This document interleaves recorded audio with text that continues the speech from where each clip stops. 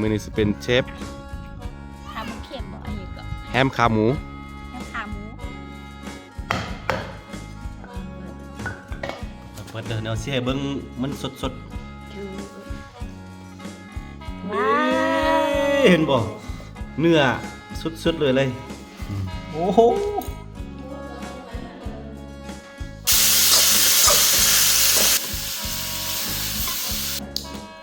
คิดขึ้นเลยเอาขี้มือมีแพรเนื้อใด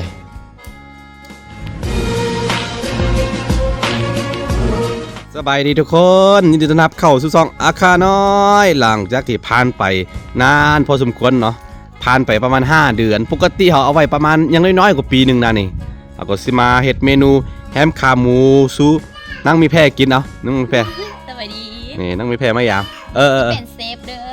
นี่มื้อนี้สิเป็นเชฟขาหมูเค็มบ่อันนี้ก็แฮมขาหมูแฮมขาหมูคือสิเค็มเค็มเกลือเต็มเลยเดี๋ยวสิไปตัดกันไป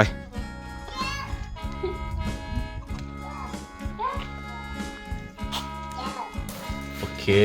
ตอนนี้เราสิทำกันพาตัดพี่น้องเอ้ยแข็งเด้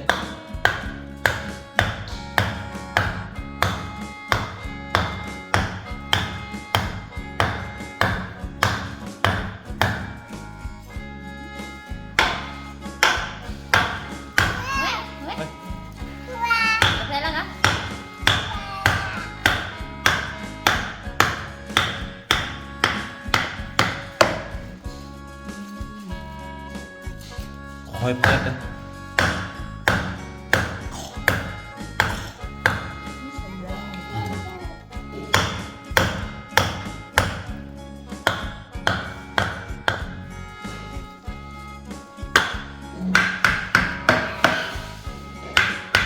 ทั้งนี้ทั้งนี้ค่าทั้งนี้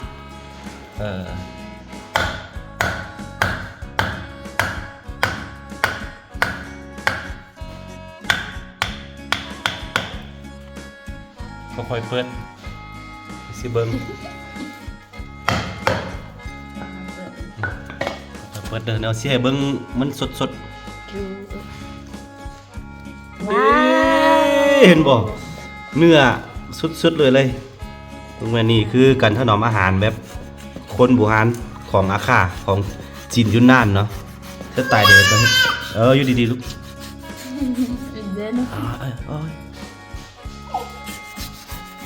ปลา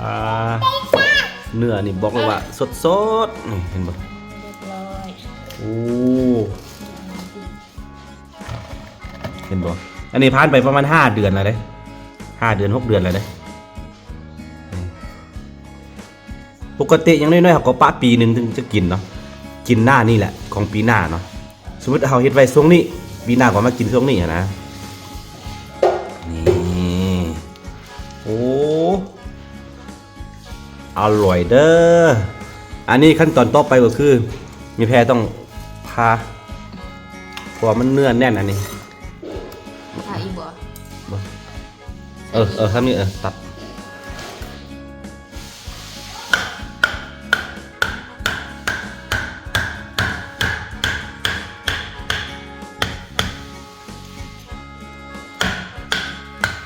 ต้องไปใส่ความทุบแบบนี้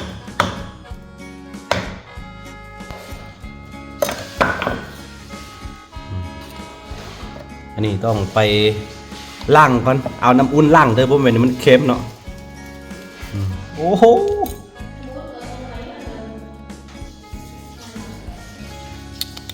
สุดยอดนี่เฮาสิเอาล้างน้ำอุ่นแบบนี้กันบ่แม่นมันเค็มเด้ล้างโดยน้ำอุ่นหากินยากเนาะมันสิหากินในช่วงหน้าหนาวเฮ็ดได้เฉพาะหน้าหนาวซื่อๆบางพื้นที่มันก็เฮ็ดบ่ได้เด้อพื้นที่ได้สูงๆแล้วก็หนาวๆจึงเฮ็ดได้ล้างแล้วก็ต้มไปต้มใส่ผักกาดแล้วว่าต้มใส่มีหยังก็ได้หรือว่าเอาไปทอดก็ได้แต่ว่าบ่ต้องใส่เกลือตึมเด้อเกลือมันเค็มอยู่แล้วผู้ใดลงไปใส่เกลือนี่กินบ่ได้ น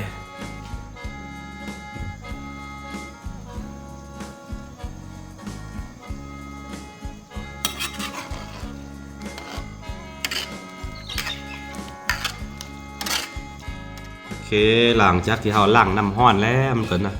สิประมาณนี้แล้วก็ซอยบางๆเอาไปต้มเอาไปทอดมันยังได้หมดเด้อตัวนี้เนาะเมนูตัวนี้แห้งป้าดโดนเถอะได้แห้งรสชาติมันจะเพิ่มเนาะนี่พี่แพ้เอาป้าดหรือว่าบ้าง ค่าซีอิ๊ว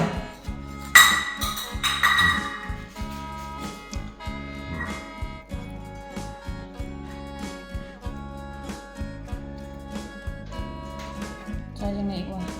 เออ มันมีชายูนี่นะชายู ได้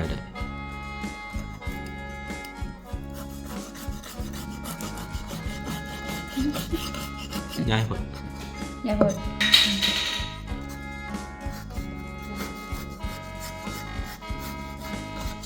นี่หนาวกันเลย รูปเป็นยังไงนี่นี่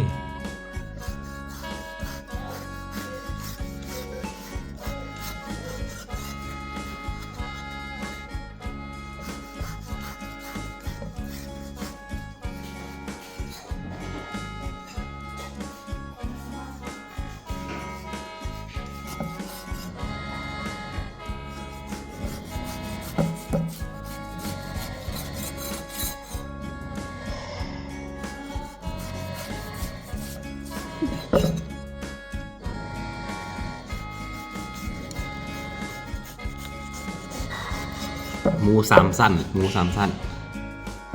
แต่ว่ารสชาติของมันจะแซ่บกว่าตัวนี้เนาะจะเข้มกว่า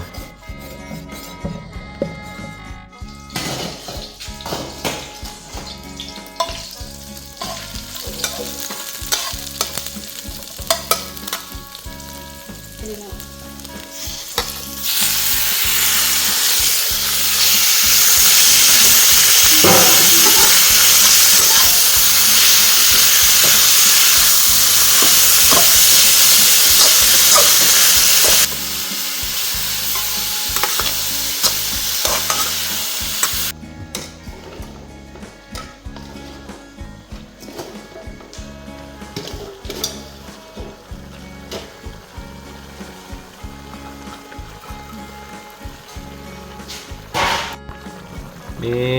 หลังจากใส่เวลาไปประมาณ20-30 นาทีก็สิได้อาหารสมุนไพรแบบนี้ให้นั่งมีแพทย์ซิมมึงกันมีแพทย์ซิม ชิมมันเอา ซิมเนื้อมันเนาะ ชิมเนี่ยชิมไข่มันก่อน แซ่บๆเด้อ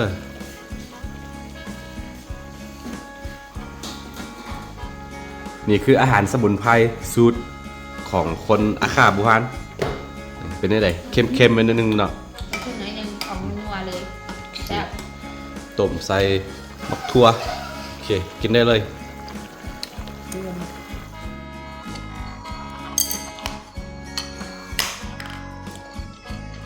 เครื่องเนี่ย กินเอาเป็นยังไงครับกูลองซิมเบิ่งดู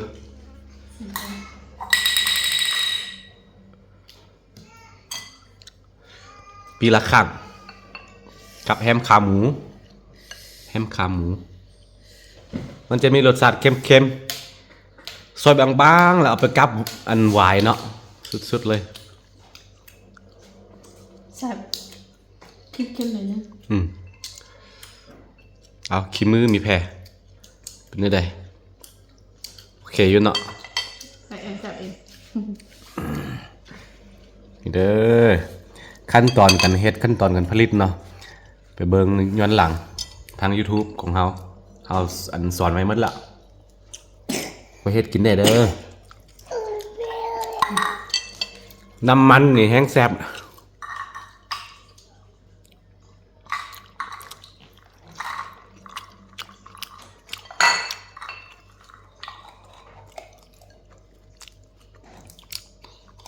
ต้มใส่มักทั่ว